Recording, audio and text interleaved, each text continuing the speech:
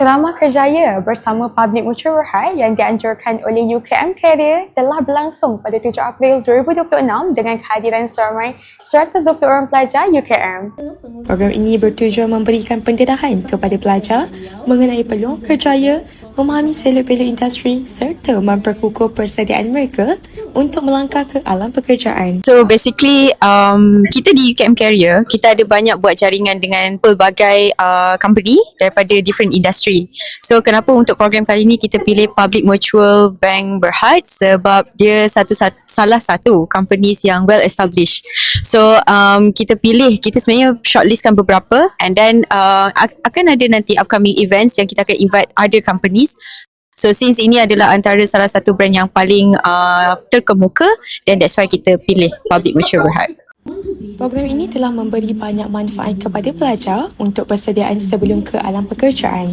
Apa yang saya dapat program ni sangat membantu untuk saya sebab saya merupakan baru graduate dan sangat membantulah untuk saya buat resume dan saya boleh tunjuk dekat UKM Career tentang resume saya. Impact untuk program ni saya boleh dapat belajar lah environment kerja, dia punya option, apa yang kita perlu ready lah sebelum masuk dunia kerjaya macam tu. Itulah yang apa yang saya dapat dalam program ni lah. Program ni jadi saya ada semangat yang kuat untuk pergi kerja dan especially untuk pergi interview.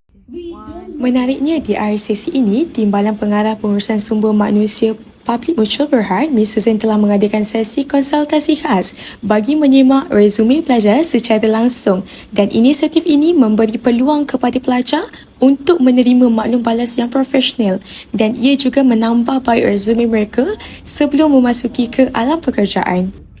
Penganjuran program kerjaya seperti ini diharapkan dapat menarik lebih ramai penyertaan pada masa akan datang. Sekaligus, ia membantu pelajar untuk membuat persediaan yang lebih rapi sebelum melangkah ke alam pekerjaan.